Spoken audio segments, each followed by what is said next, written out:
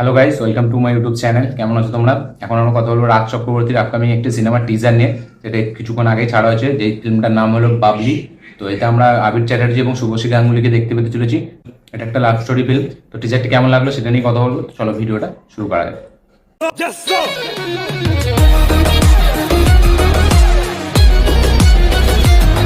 আমার হেভি লেগেছে। টিজারে যে পেছনে যে ব্যাকগ্রাউন্ড মিউজিকটা বাজে, আমরা জানি, সকলে জানি Raj Chakraborty known for love story film. Yes, Bangladesh তার মতো লাভ স্টোরি ফিল্ম কেউ বানাতে পারে না। এবং তার এক্সাম্পল তুলে দেখে নিন, যেগুলো একটা মানে হেভি হেভি সিনেমা আমাদের কাছে অফার করেছে। বোঝেনা সে বোঝেনা, প্রেম আমার, তারপরে আপনার চিরদিনই তুমি যে আমার, পরিণীতা, যাতে শুভশ্রী গাঙ্গুলি অসাধারণ একটা পারফরমেন্স ছিল।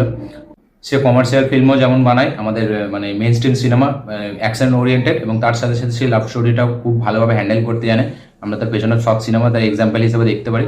এবং তার সিনেমাতে গান খুব ইম্পর্টেন্ট রোল প্লে করে। আমরা সকলে জানি, সে commercial action mainstream cinema হোক কি লাভ স্টোরি সিনেমা হোক, তার সিনেমাতে গান খুবই ইম্পর্টেন্ট, এবং সে গানগুলো সে ব্যাপক ব্যবহার করতে জানে। এবং তার সকল সিনেমা আমরা জানি অরিজিৎ সিং এর একটা করে গান থাকে। দেখা যাক এই সিনেমাটি থাকে নাকি।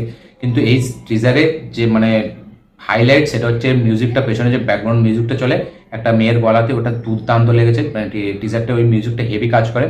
তার সাথে সাথে আমরা গল্পটা দেখে বুঝতে পারছি যে শুভশ্রী গাঙ্গুলি এখানে একটা মোটা মেয়ের চরিত্রে অভিনয় করছে, এবং তার হয়তো কোথাও না কোথাও গিয়ে অ্যাক্ট্রেস হওয়ার একটা মানে নায়িকা হওয়ার তার একটা মানে ইচ্ছা আছে।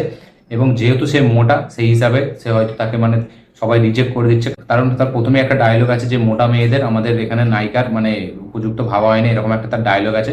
এবং গল্পটা আমার যেটা দেখে মনে হলো যে শুভশ্রীর সাথে আবির চ্যাটার্জির মানে প্রেমটা হবে, ঠিক আছে। এবং এতে একটা লাভ স্টোরিটা খুব ভালোভাবে ডিপলি দেখানো হয়েছে, যেমন পরিণীতাতে দেখানো হয়েছিল ঠিক সেইভাবে এখানেও দেখানো হয়েছে। আমরা দেখতে পাচ্ছি আবির চ্যাটার্জি এবং শুভশ্রী গাঙ্গুলির মধ্যে রোম্যান্স, ঠিক আছে, তাদের মধ্যে প্রেম।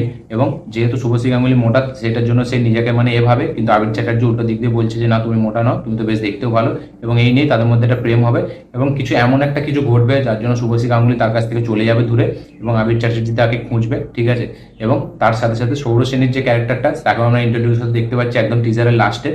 তারপরে কি কি হয় এটা নিয়ে পুরো গল্পটা রিভিল করা হয়নি, জাস্ট ছোট্ট টিজার। আমরা দেখে বুঝতে পারছি যে একটা মোটা মেয়ের গল্প, এবং তারপরে মোটা মেয়ের সাথে একটা ছেলের প্রেম হচ্ছে, তারপরে কিছু একটা হচ্ছে যার কারণে শুভশ্রী গাঙ্গুলি ক্যারেক্টারটা সেখান থেকে চলে যাচ্ছে, এবং তাকে হয়তো খোঁজার পরে বা সে চলে যাওয়ার পর আবির চ্যাটার্জির লাইফে নতুন কে আসছে, তার লাইফে কি কি হচ্ছে সেটা দেখাবে এই সিনেমাটি কোথাও না কোথাও আমার দেখে মনে হচ্ছে একটা হেভি সিনেমা হতে চলেছে। এই সিনেমার যে থিমটা যেভাবে প্রেজেন্ট করেছে টিজারটাকে, এক্সিকিউশন, প্রেজেন্টেশন হেভি লাগছে। ওই যে ব্যাকগ্রাউন্ড মিউজিকটা, যেটা রাজ চক্রবর্তীর মানে প্রত্যেকটা সিনেমা বোঝে না আমরা দেখেছিলাম যেরকম একটা মিউজিক ছিল একটা মেয়ের গলায়, মানে হেভি মিউজিকটা যখন ওই বাসটা অ্যাক্সিডেন্ট হয়, ঠিক আছে, সেরকমই এখানেও আমরা দেখতে পাচ্ছি। টিজারটা হেভি হয়েছে, 1 মিনিটের টিজার, ছোট্ট মতো।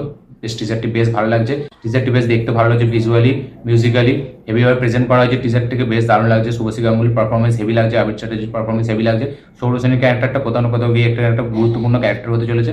টিজারটি ওভারঅল খুবই ভালো হয়েছে। রাজ চক্রবর্তীর যে লাভ স্টোরির যে মানে স্টাইলটা, যেটা আইকনিক স্টাইল, সেটা বোঝা যাচ্ছে। গানগুলো খুব ভালো হতে চলেছে, দেখে বোঝা যাচ্ছে।